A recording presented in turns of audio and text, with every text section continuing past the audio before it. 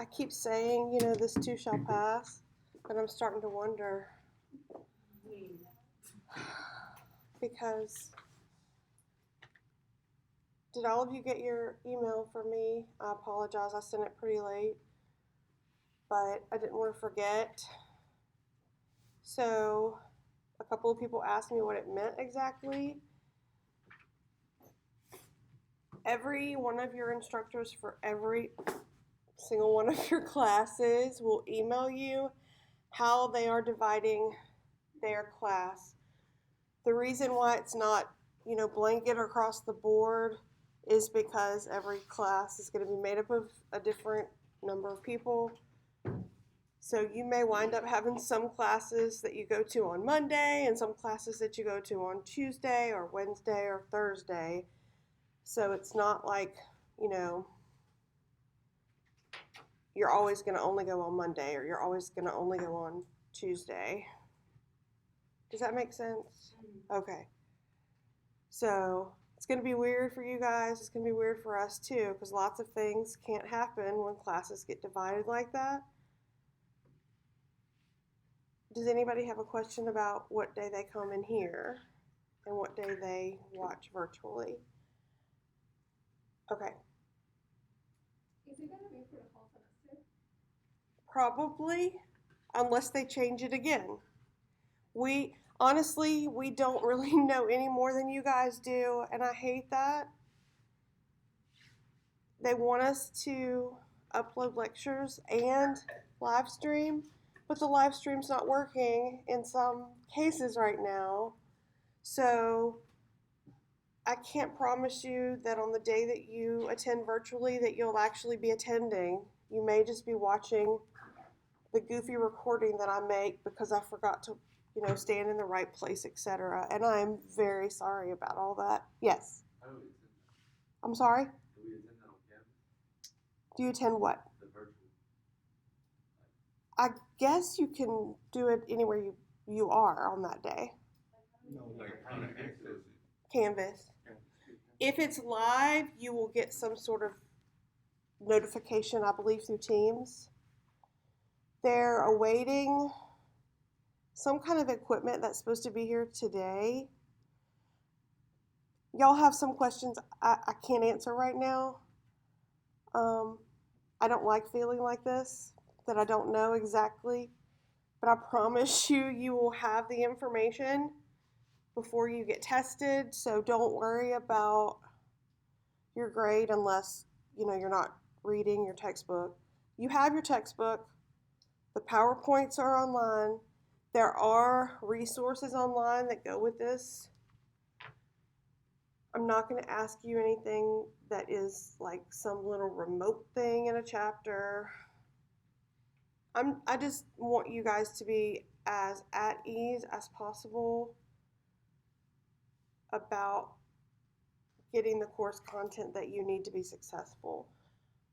But it's harder on all of us right now. You have to read your chapter. And if you read it and you don't understand something or you don't understand something that I go over, please drop me an email or shoot me a text.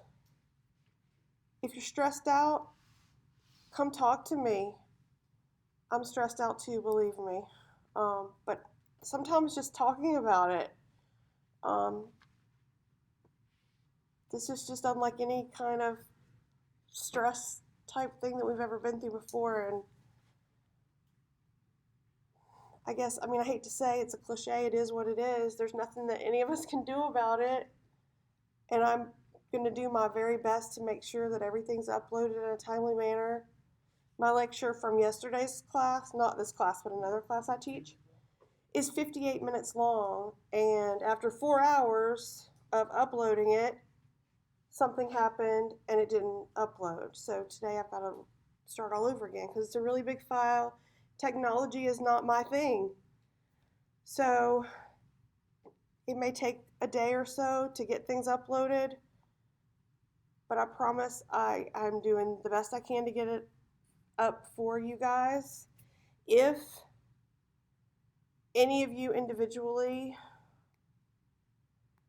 wind up in quarantine for whatever reason, either you're sick or you've been near someone, and it wasn't in this class, I should be notified, but if you want to make sure that I know why you're not here, let me know. I guess not just with COVID, we're still getting sick with other things too. I guess that's all the housekeeping that I have to say. Did you have your hand up? Somebody over here? No? I'm seeing things. And I can't blame this because it's clear. All right. I'm assuming you guys have all read at least through the first half of the second chapter. So we're going to start going over the introduction to the textbook, and hopefully we'll get through 2.2 today, but if we don't, that part will be included in the other lecture on chapter 2. I will probably try to cut lectures if you're not here in person at the chapter break so that it makes logical sense to upload them. But I can't promise that I'll remember to do that because I get sidetracked sometimes or I go off on a tangent. So bear with me. Okay, so I didn't read everybody's, but I read over some of your little assignments that you did in class before you left Friday. And I'm really impressed with how much you guys already kind of know, basically, about what government is and what government does, and about how many of you have registered to vote or have already voted. Some of you excited that this is going to be the first big election and what an election it's going to be.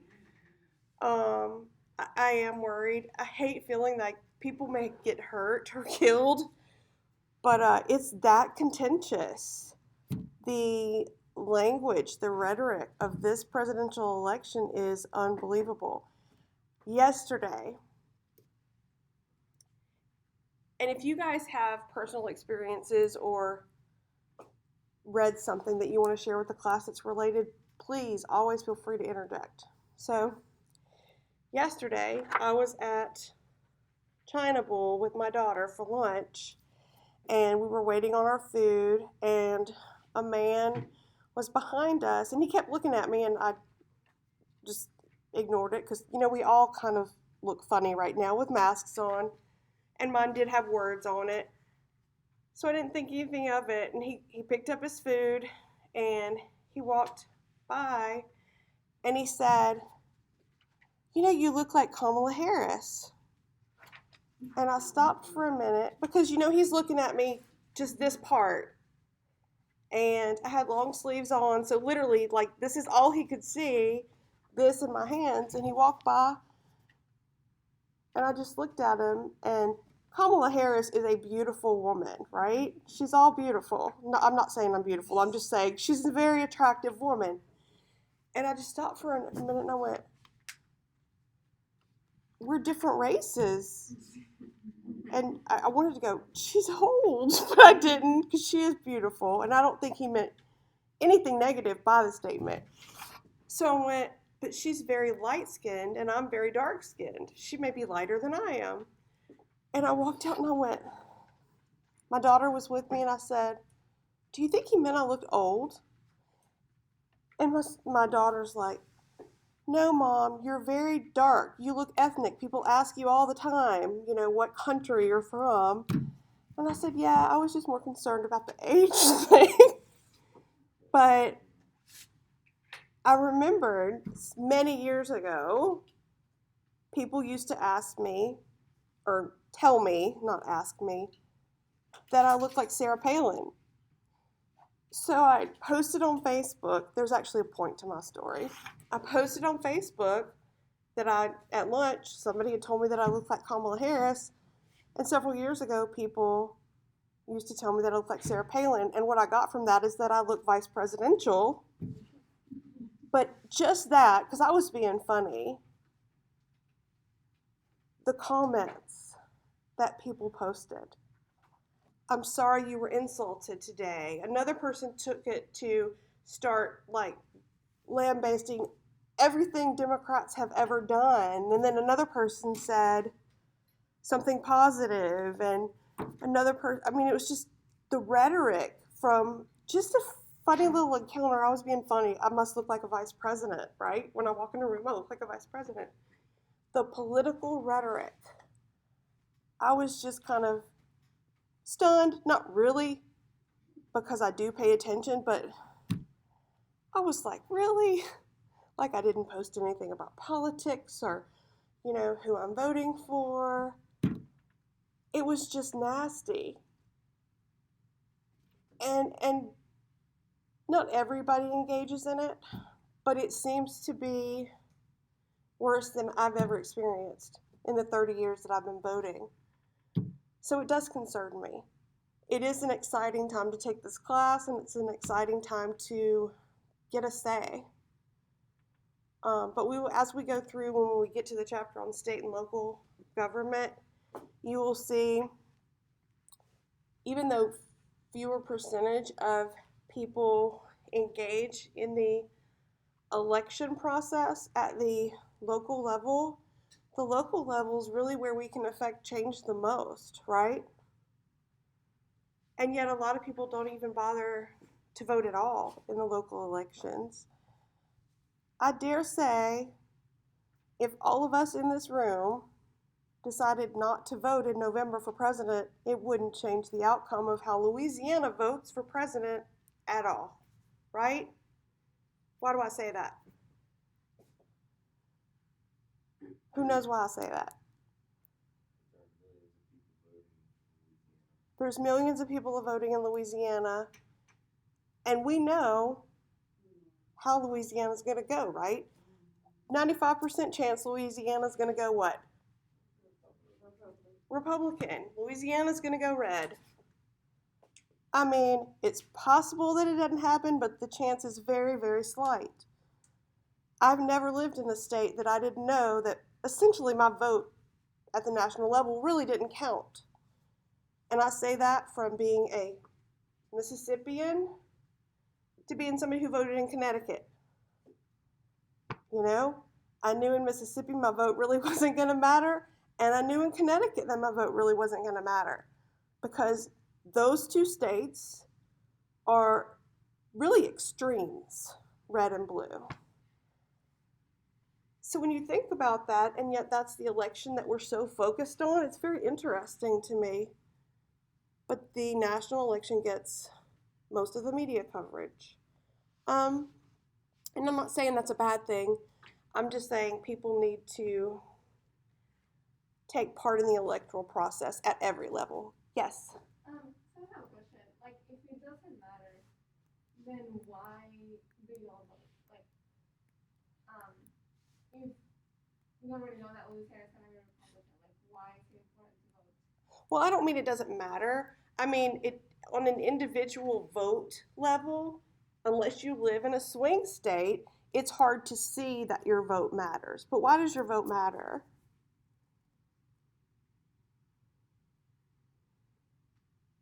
Why does the process of actually going to the polls and casting a ballot matter? I can't hear you. Well, I mean, yeah, we all elect the way the presidential election is set up. We elect electors. Louisiana is a winner-take-all state. Some of them are not. And this is in, I think, another chapter of the textbook, but we'll talk about it briefly. Winner-take-all states, that means whoever wins the popular vote in the election gets all of those electors.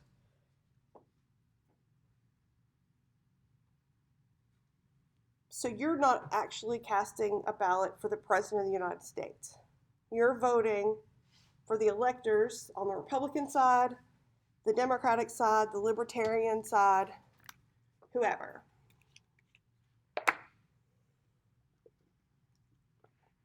Some states, and I bet Joel can tell us which ones, I can't. Some states divide them.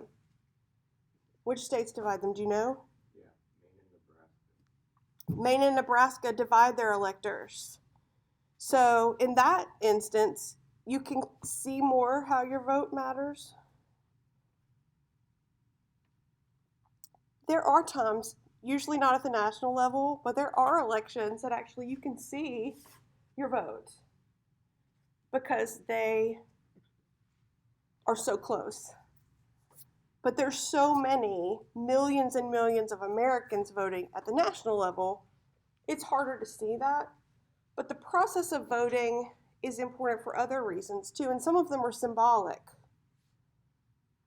What are some of those reasons? Why is it important to go and vote?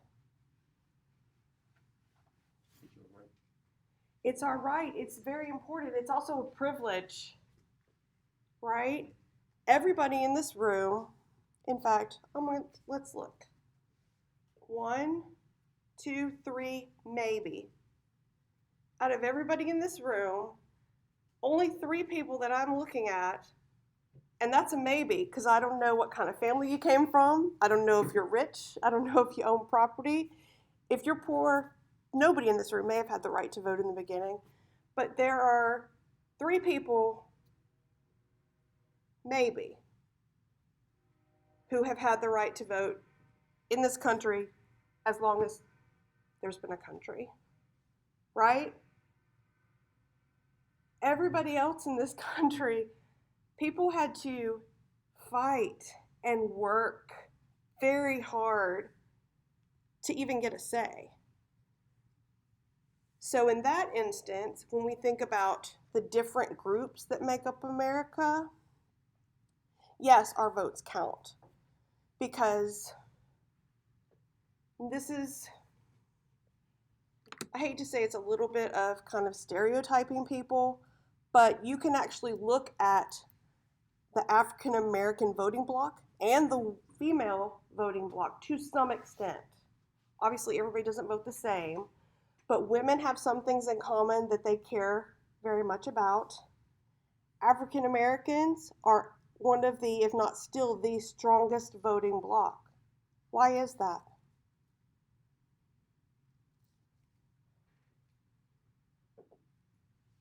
Why do black citizens vast majority, tend to vote similarly? Why?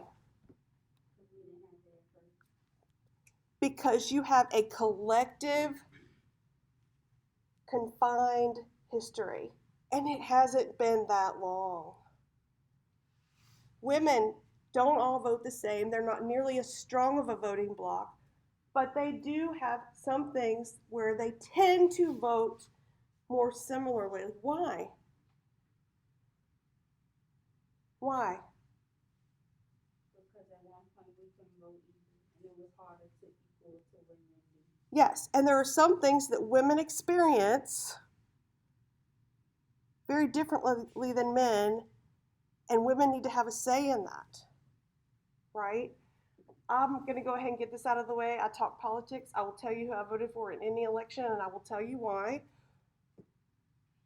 But reproductive rights is one of the reasons that women tend to vote similarly. I am pro-abortion. I'm pro-life 100%. But my definition of pro-life is different than most people. I think pro-life means you can't be for abortion and you can't be for capital punishment. And that's an oddity in the voting booth. So even though I say women have similar issues, reproductive rights is a big one, I don't just mean access to abortion when I say that. Senior citizens are a very, very strong voting bloc as well. And there are others. But people who have had to fight to get the right to vote and to get a say tend to be more cohesive because they know that it's a right that doesn't come easy for everyone. So this is essentially how class is going to go. I'm going to start talking, you guys are going to start talking, and we may not cover every single point in the chapter. You got to read the chapter. Before the test, we'll go over the high points of the chapter, but I really want this not just to be a lecture class, but to be a conversation about American government and what's going on in our world. So that's going to require you guys to read your chapter, but it's also going to require you to pay attention to what's going on in America. America's in a mess. It's in a mess. And we're facing one of the most significant crises with this pandemic. Whatever you believe about it, there are people getting sick. Are there politics at play? Absolutely. There's politics at play everywhere. There's politics at play at every church in this town. I mean, politics are everywhere. Pay attention to what's going on and the issues that are getting ignored, as well as those that are being paid very, very 24/7 media attention to.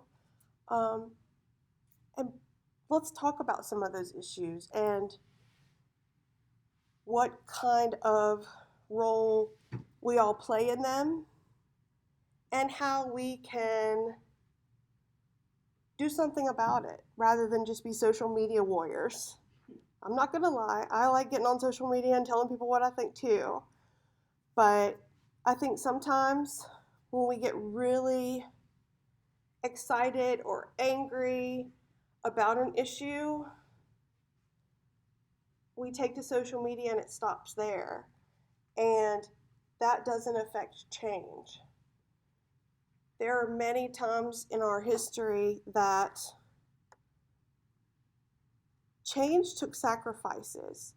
And that's one of the most important reasons that I try. I'm not going to say that I voted in every election since I was 18, but I recognize that sacrifices were made, and I want to have a say, but sacrifices were made so that people like me can have a say in our government. We need more women in government still.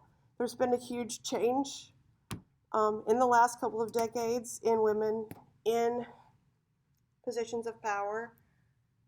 We need more because there are different issues that men and women think about, just like there are different ethnicities think about things, different areas of the country think about things differently, different socioeconomic backgrounds think about things differently, and we need all of those to make the best decisions for all of us.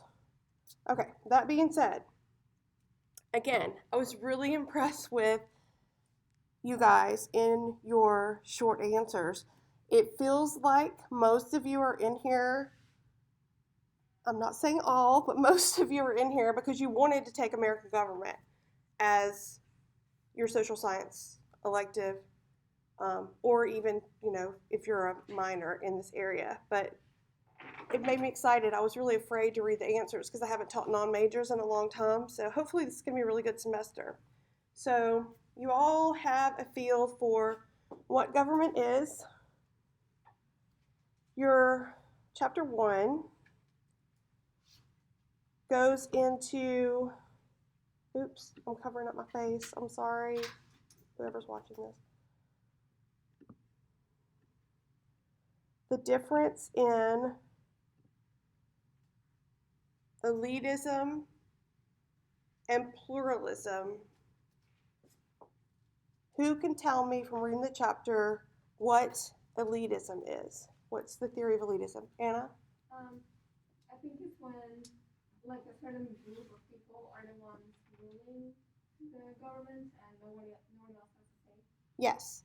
And so by the same standard, then who can tell me what pluralism is?